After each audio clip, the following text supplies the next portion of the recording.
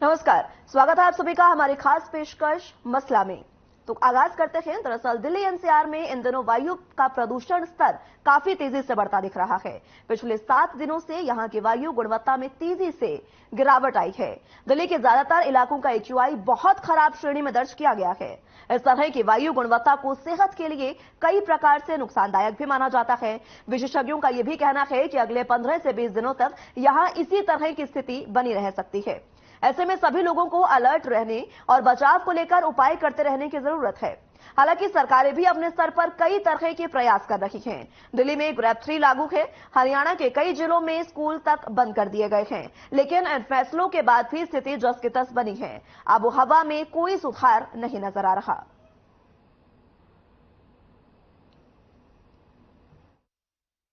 ये जो पराली जलने का जहां एयर क्वालिटी इंडेक्स बढ़ने का जो है, ये है तो बहुत गंभीर समस्या, पर इस पर राजनीति नहीं करना चाहिए।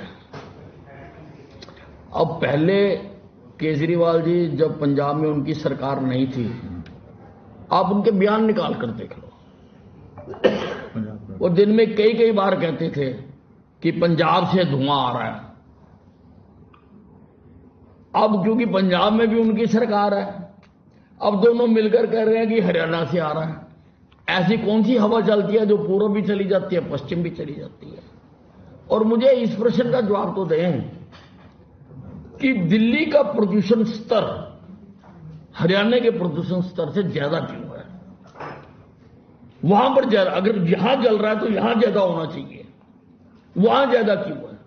ये अपने घर के अंदर देखते नहीं है क्या क्या कारण है। उन कारणों को ये ठीक नहीं करना चाहते, इनके पास टाइम नहीं है, और जैसे जगलर अपने बयान बदलता है वैसे से रोज अपना बयान बदल लेते हैं।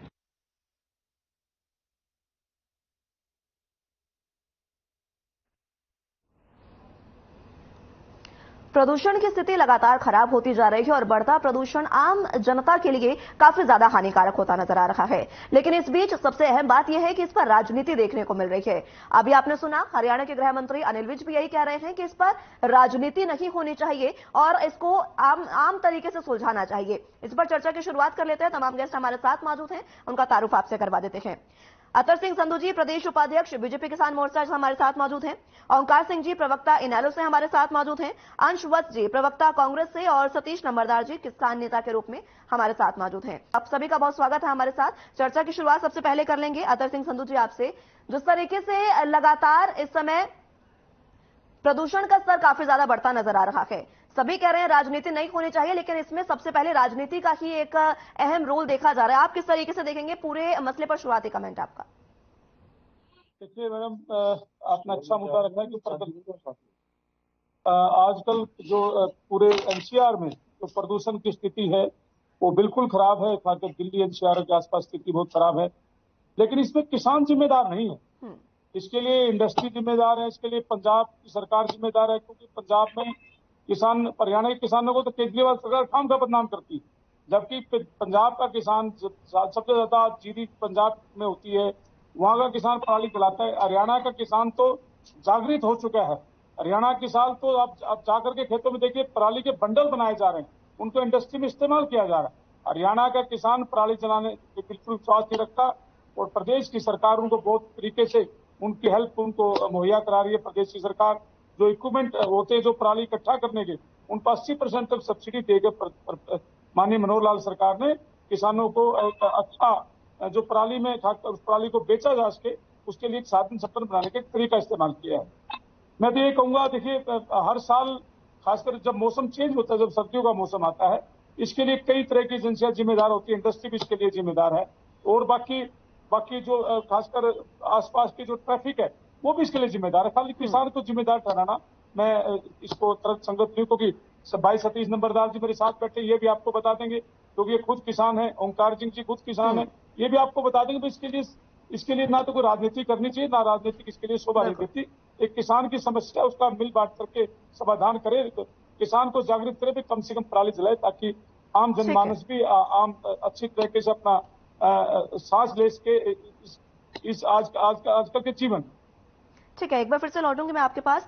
अंश वज्जी, आपके पास मैं आना चाहूंगी। देखिए, जिस तरीके से अभी आपने सुना संधू साहब को, वो साफ तौर पर कह रहे हैं कि राजनीति इस पर नहीं होनी चाहिए। बार बार ये बात कही जा रही है, लेकिन सबसे अहम बात यह है कि कई सरकारें, क्योंकि दिल्ली की अगर बात कर लें तो सरकारें बहुत कार्य कर रही हैं, लेकिन दिल्ली में ग्रैब 3 तक लागू कर दिया गया है, लेकिन उसके कहीं भी कोई जो असर है वो देखने को नहीं मिल रहा है। आप किस तरीके से इसको देख रहे हैं, तमाम प्रदूषण की स्थिति को?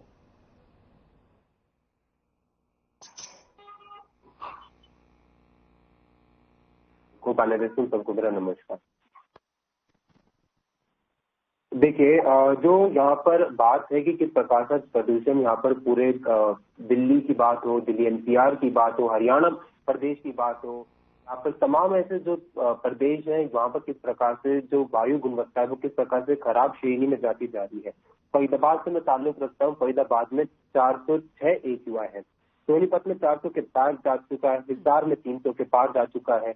जो केजरीवाल जी की सरकार थी दिल्ली में, जब वो पंजाब में उनकी सरकार नहीं थी तो उस टाइम पे वो कहते थे कि भाई पंजाब से धुआं आता है। अब जब पंजाब में उनकी आम आदमी पार्टी की सरकार आ चुकी है तो उसके बाद वो कहते कि हरियाणा से धुआं आता है, क्योंकि जो पंजाब की सरकार है वो तो व्यस्त है चुनाव प्रचार करने में। हरियाणा की जो सरकार है वो अपने व्यस्त है कि किस प्रकार से वो अपने झूठे जनसंवाद कार्यक्रम करते रहिए, तो किसी का ध्यान नहीं है। ये आप ऑन स्पॉट टाइम नहीं कर सकते कि अभी एयर पोल्यूशन होता जा रहा है तो अब आप मैदान में उतरेंगे, अब आप काम करना शुरू करेंगे। आगे आप देखेंगे कि कंसिस्टेंसी में रहा है कि बार बार हर साल होता आ रहा है, हर साल हम इसी चीज पर चर्चा करते हैं कि किस प्रकार से एयर पोल्यूशन बढ़ता जा रहा है। ये ब्लेम गेम चलता रहता है आम आदमी और बीजेपी का एक दूसरे पर कि इन्होंने प्रदूषण किया उनको। लेकिन आप ये देखिए कि आज किस प्रकार से जो जनता है, हरियाणा की जनता है, दिल्ली की जनता है, पंजाब की जनता, ये तो पिसती जा रही है बीच में। फरीदाबाद की अगर मैं बात करूं, वहां पर आज किस प्रकार से कंस्ट्रक्शन के कार्यक्रम वो कंस्ट्रक्शन होती जा रही है। जो आपने ग्रे कोड जो आपने लागू किया हुआ है केंद्र सरकार ने, वो कहाँ गया? अगर वहां पर कंस्ट्रक्शन चालू हो रही है तो आज वो क्यों इम्प्लीमेंट नहीं हो पा रहा है? तो आप ये देखिए कि आज दोनों सरकार जो है, केंद्र सरकार भी, राज्य सरकार भी, चाहे वो दिल्ली की हो या फिर हरियाणा की हो, पंजाब की हो, सब आज विफल रही है और इनकी विफलता में आज जनता पिस रही है। स्कूल बंद कर दोगे, आपको क्या लगता है कि स्कूल बंद करने से क्या है? एक ये सोल्यूशन है जिससे आप बच्चों को बचा सकते हो, लेकिन ये सोल्यूशन नहीं है कि आप उसको एयर पोल्यूशन को आप कंट्रोल कर सकते हो। आपको पहले से ही पता होता है, ये तो सबको पता है कि ठंड के समय पे जो हवा है वो नीचे आ जाती है, उससे एयर पोल्यूशन बढ़ता है। तो आपको पहले ये सारे स्टेप्स लेने चाहिए थे। आज दोनों ने कोई स्टेप्स नहीं लिए। दोनों अपने अपने चुनावी प्रचार में, अपने अपने कार्यक्रमों में इतने ज्यादा व्यस्त रहे कि आज जनता जो है, आज बच्चे जो है वो पिस रहे हैं। कांग्रेस की जब दिल्ली में सरकार थी हमने काफी सारा काम किया। जब हमारी हरियाणा में सरकार थी हमने ग्रीनरी के लिए किया, हमने पब्लिक ट्रांसपोर्ट को आगे बढ़ाया। आप ऑड इवन जैसे आम आदमी पार्टी दिल्ली में ऑड इवन का फॉर्मूला लेकर आई, लेकिन ऑड इवन में भी आप राजनीति कर रहे हैं।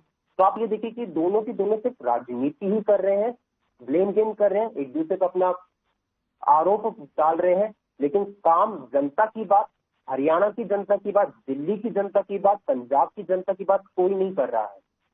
तो दोनों आज विफल रही हैं। ठीक है, ओंकार जी आपके पास आना चाहूंगे। देखिए, जिस तरीके से वत्स साहब ने भी कहा, हालांकि सरकारें कार्य कर रही हैं। अगर हरियाणा सरकार की बात करें तो मुख्यमंत्री मनोहर लाल ने हाल ही में यह आदेश भी दिया है कि पराली जो है वो सरकार खरीदेगी और अलग अलग तरीके से उसका इस्तेमाल करेगी। अब ऐसे में सरकार तो कार्य कर रही है, लेकिन उसके प्रति जागरूकता काफी ज्यादा भी फैलाई जा रही है। आपका क्या सुझाव हो सकता है? क्योंकि प्रदूषण को लेकर सबसे अहम सुझाव ही हो सकते हैं जिसके जरिए हम इसको कंट्रोल कर सकते हैं या इसको कुछ हद तक इस पर काबू पा सकते हैं। मुस्कान जी, पहले तो आपका और आपके चैनल का बहुत बहुत धन्यवाद। आपने वो मुद्दा उठाया जो आम व्यक्ति के स्वास्थ्य से जुड़ा हुआ।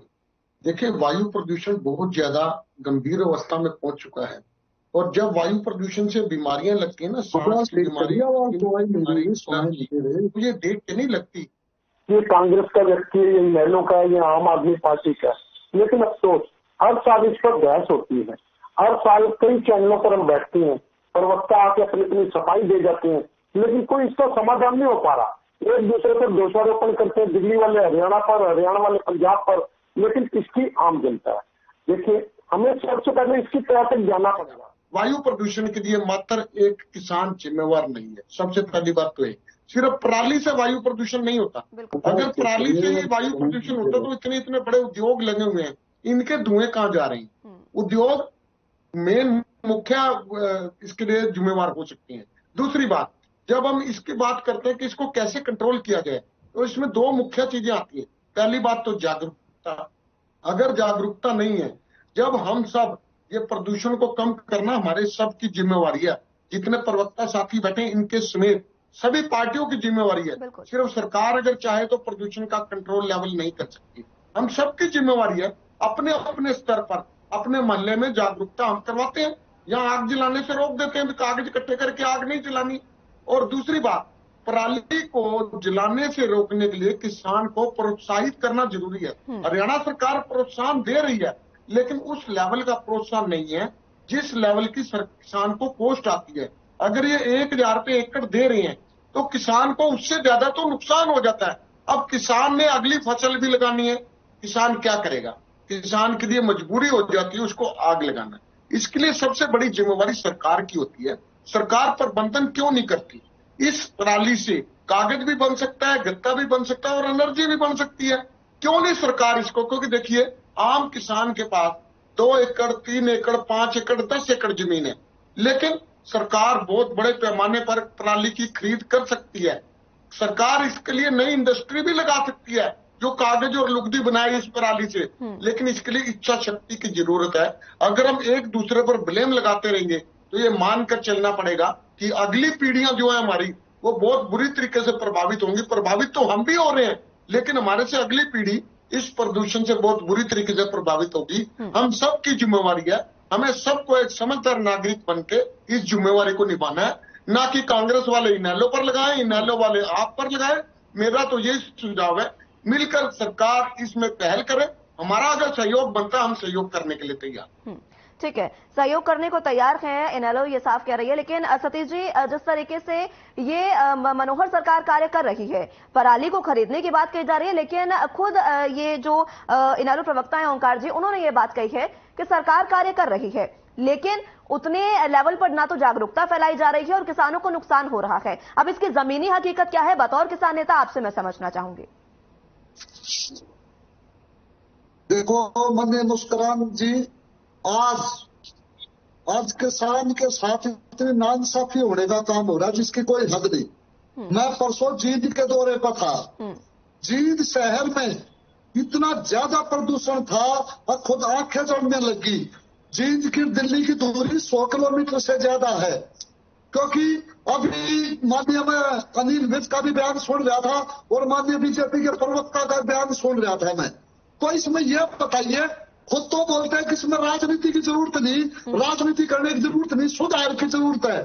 खुद कभी दिल्ली में केजरीवाल की सरकार है, पंजाब आम पार्टी की सरकार है, क्या प्रदूषण यूपी से नहीं आता? क्या प्रदूषण पंजाब से नहीं आता? क्या प्रदूषण हरियाणा से नहीं आता? क्या दिल्ली में पराली जलाने का काम होता है? आज ये सरकारें सब अपने आप को बचाने का काम कर रही है, ना लोगों की सेहत से कोई लेना देना नहीं। कोई मरो कोई जियो, किस तरह अपनी सत्ता बचाए रखनी है। जैसे माननीय मनोहर लाल खट्टर साहब का बयान सुन रहा था, अब हम पराली खरीदने का, अरे पराली अगले साल खरीदोगे। माननीय मुख्यमंत्री फसल बोने का टाइम पीछे जाने लग रहा है और आप आज बोल रहे हो हम पराली खरीदने का प्रोग्राम बना रहे। प्रोग्राम बनते हैं, काम होते हैं, किसान का फसल कटती है। आज किसान के पास टाइम कितना है? टाइम तो उसके पास आज 10 दिन का भी टाइम है फसल बोने का। और माननीय मुख्यमंत्री किसानों के साथ काम कर रहे हैं। सरकार ने किसी के समझते की चिंता कॉल आ गया था कोई ना, किसी के किसान चिंता, सिर्फ चिंता तो अपने ऐशो आराम की और अपनी अगली सत्ता बनाए रखने की। किस तरह आज गठबंधन की सरकार हमें बनाए रखनी है, किस तरह आज एक दूसरे प्रदेशों पर आरोप लगाकर खुद अपने हरियाणा को बचाने का काम कर रहे हैं। खुद हर प्रदेश में, हर जिले में, फतेहाबाद में देख लो 466, हिंदुस्तान में सबसे ज्यादा प्रदूषित शहर जींद हो गया। तो इस तरह की बातें हो रही है जो दूसरे पर इल्जाम लगाने का काम करे, खुद कुछ करने का नहीं। आज किसान खाद बीज के लिए किसान परेशान, हर चीज के लिए किसान परेशान, जो देश का अन्नदाता है आज परेशान का आरोप लगाने का काम किया जा रहा है। न किया प्रदूषण फैक्ट्रियां बंद, और 15 बैन क्यों नहीं करने का काम करते। प्लास्टिक नहीं था, जब ना किसी किसान की पराली पहले भी जलती थी और आज भी जलेंगी, लेकिन ये काम रोक लगाने का काम कर रहे हैं, ना कि किसान को ऊपर उठाने का और लोगों की सेहत के साथ एक खिलवाड़ करने का काम कर रहे हैं। जी ठीक है अंतर सिंह जी, देखिए कई गंभीर आरोप लगाए हैं सतीश जी ने आप पर, और वो कह रहे हैं कि किसानों की दशा काफी ठीक नहीं है। अब इस पर आपकी क्या प्रतिक्रिया, और क्या कुछ कार्य अब आगे प्रदूषण को कंट्रोल करने के लिए आप कर रहे हैं? हरियाणा प्रदेश की माननीय मनोहर लाल जी की सरकार हमेशा किसान हित में काम कर रही है। अभी भी आज भी आप देखते और अगले साल के लिए भी 14 रुपए 16 रुपए किसी की आवाज सुनाई। किसी भी देश की प्रदेश की सरकारों ने, चाहे हुड्डा साहब की सरकार रही हो, उससे पहले चौटाला साहब की सरकार रही हो, किसी ने भी 14-15 रुपए कभी गन्ने के भाव नहीं बढ़ाए। आज भी सरकार ने किसानों को गन्ने का भाव बढ़ाने का काम किया। प्रदेश सरकार चाहे किसी स्तर पर, चाहे किसी फसल के एमएसपी को लेकर के हो, हमेशा प्रदेश के किसान हित में काम कर रही है।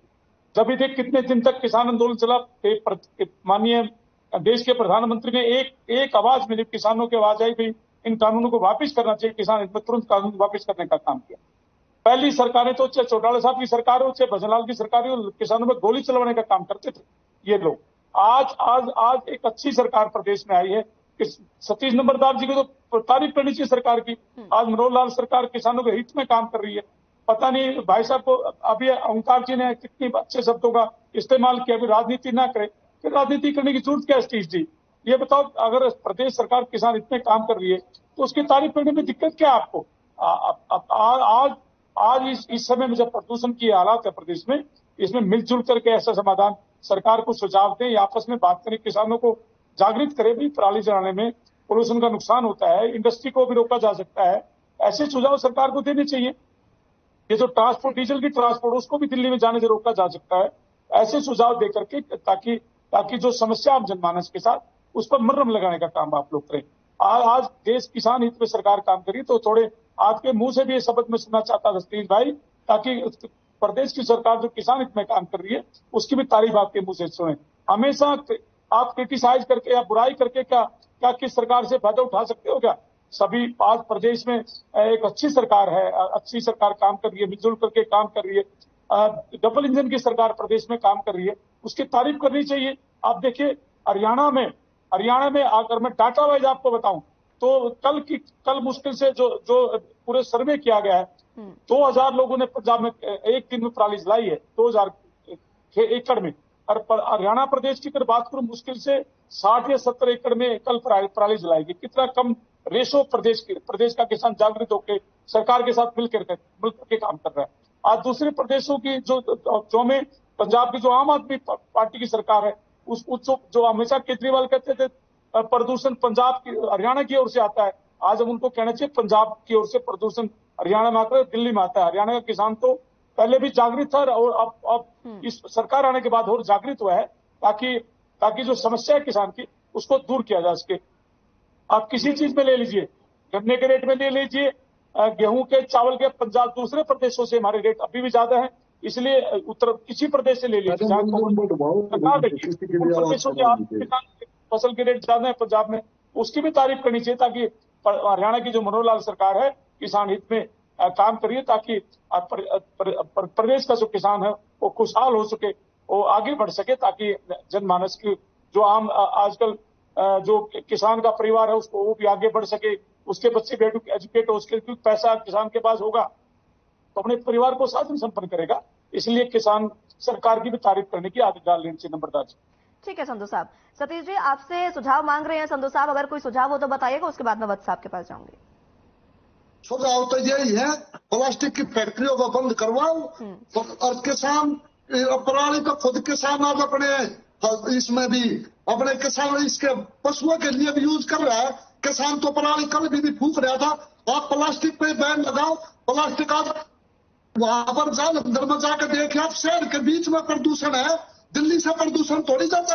आपने केजरीवाल बनीवाल पर आरोप लगा दिया, आपने पंजाब पर आरोप लगा दिए, आपने योगी साहब पर आरोप नहीं लगाए। जो गाजियाबाद की तरफ से प्रदूषण आ रहा है, आप अपने अंदर सुधार करिए, एक नियम बनाइए, एक सिस्टम बनाइए। आप सरकार चलाते हुए 10 साल हो गए, आपने कोई सुधार करने के नाम पर दूसरे पर आरोप लगा रहे सिक्के। आप ईडी को भेजिए प्रदूषण के घर पे, जो ईडी उनके घर छापे मार के प्रदूषण को रोक सके। अरे नंबरदार जी, कभी किसी सरकार की तारीफ भी करना सीख लो। जो आप ईडी का प्रयोग करते हैं, ईडी को प्रदूषण के घर को नहीं भेज रहे। आपकी तो आदत होगी जो भी सरकार के विरोध में बोलना ही है, आपकी तो आदत बन चुकी है। जो भी सरकार प्रदेश में उसके खिलाफ आपने बोलना ही बोलना है। ऐसी सरकार आपने पहले देखी क्या? किसी प्रदेश में ऐसे गन्ने के इतने 400 रुपए क्विंटल गन्ने का भाव है क्या जो अगले साल से सरकार तो सुनाई आवाज ठीक करिए। सुना में 400 रुपए क्विंटल चीनी क्या भाव बिकती है? लेना पड़ता रोक सुन रहे बताइए, मुझे बोलने दीजिए। तो चीनी का भाव नहीं 40 रुपए किलो, गन्ने का भाव सरकार दे रही है। इससे ज्यादा कुछ भी सुनाई नहीं देगा। ठीक है, चलिए ठीक है। तो मैं से बाहर निकलते हैं, एक बार फिर से लौटूंगी मैं आप सभी के पास। वत्स साहब, आपके पास आना चाहूंगे। देखिए, जिस तरीके से तमाम प्रतिक्रियाओं को आपने सुना, सभी प्रवक्ता हमारे साथ मौजूद हैं, अलग अलग बातें सामने आ रही हैं, लेकिन बात सीधी सी एक जो स्पष्ट बात यह है कि जब हरियाणा से कहा जा रहा है कि प्रदूषण जा रहा है दिल्ली की तरफ और दूसरे राज्यों की तरफ, लेकिन दिल्ली में ज्यादा प्रदूषण है हरियाणा की बजाय, तो ऐसा कैसे हो सकता है कि एक राज्य से जहां से प्रदूषण को पैदा होने की बात कही जा रही है वहां प्रदूषण कम है और दूसरे राज्यों में ज्यादा?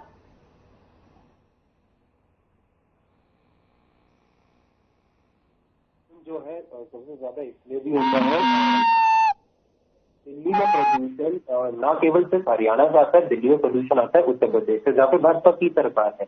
दिल्ली में प्रदूषण आता है हरियाणा से जहाँ पे फिर से भाजपा की सरकार है। दिल्ली में प्रदूषण आता है पंजाब से जहाँ पे आम आदमी पार्टी की सरकार है। ठीक है, और तो यहाँ पे ये पूरा जो हवा जब आती है तो वो पूरी वो जब एक जगह इकट्ठा होती है तो वहां पे इसलिए सबसे ज्यादा दिल्ली में प्रदूषण होता है। हरियाणा में प्रदूषण वहां पे इसलिए कम मुकाबले में होता है, लेकिन वहां पर जिस प्रकार से बहुत ज्यादा केसेस बढ़ते जा रहे, दिल्ली एनसीआर का जो रीजन है वहां पर जिस प्रकार से केसेस इतने ज्यादा बढ़ते जा रहे, वहां पर जिस प्रकार से विजिबिलिटी जो है वो बहुत ज्यादा खराब हो गई है। मैंने अभी कई अखबार में ये खबर पढ़ी है कि कितने सारे लोग जो है वो प्रदूषण के कारण जो हमारे सड़क पे जो बेरोजगार युवा जो है वो गरीब लोग हैं जो सड़क पे सोते हैं, कई लोगों की मृत्यु हो जाती है इसी प्रदूषण के कारण। दिल्ली समय समाप्त हो रहा है, जल्दी से अपनी बात पूरी करिएगा। जी ठीक है, तो सबसे पहली बात तो ये है। दूसरी बात ये, एक सेकंड, मैंने आपके बीच में नहीं बोला था, प्लीज मैं आपसे रिक्वेस्ट करता हूँ मेरे को बोलने दीजिए। आपने बात कही थी किसान की, आपने बात की थी कि आपकी जो डबल इंजन की सरकार है वो किसान हितैषी सरकार है। आपकी जो सरकार है, आपको पता है आपकी जो सरकार ने 700 किसानों की शहादत की है। 700 किसान जो दिल्ली बॉर्डर पे शहीद हो गए थे, वो सिर्फ प्रधानमंत्री जी से मिलना चाहते थे, अपनी बात रखना चाहते थे, 3 काले कृषि कानून को लेकर सरकार से बात करना चाहते थे, और आपने क्या किया? आपने 700 किसानों की शहादत करवाई है। उसके बाद आप लोग कहते कि आप किसान हितैषी की सरकार है। आपने अपने खुद के वक्तव्य में कहा है कि आपकी जो सरकार है वो मतलब आपकी हरियाणा प्रदेश में इंडस्ट्रीज की वजह से क्या है कि पॉल्यूशन बढ़ता है। आपको ये बात देखो, मैंने एक सेकंड नहीं सुनिए, ऐसे थोड़ी ना होता डिबेट। नहीं, मैं इनके बीच में नहीं बोल रहा, तो ये मेरे बीच में क्यों बोल रहे हैं? ठीक है बस साहब, समय समाप्त हो चला है। आप सभी का बहुत बहुत शुक्रिया हमारे साथ जुड़ने के लिए। वक्त मुझे इतनी ही इजाजत देता है, लेकिन जिस तरीके से चर्चा में खास बात यह रही कि प्रदूषण को किस तरीके से कंट्रोल किया जाए, अब इसको लेकर अलग अलग पार्टियां सुझाव दे रही हैं और इन सुझावों के मद्देनजर किस तरीके से सरकार कार्य करती है और प्रदूषण को कितनी जल्दी कंट्रोल किया जा सकता है ताकि आम जो चीजें हैं वो सामान्य हो सके, ये देखना होगा। फिलहाल के लिए मेरे साथ इस बुलेटिन में बस इतना ही। तमाम अहम खबरों के लिए आप बने रहिए हमारे साथ। नमस्कार।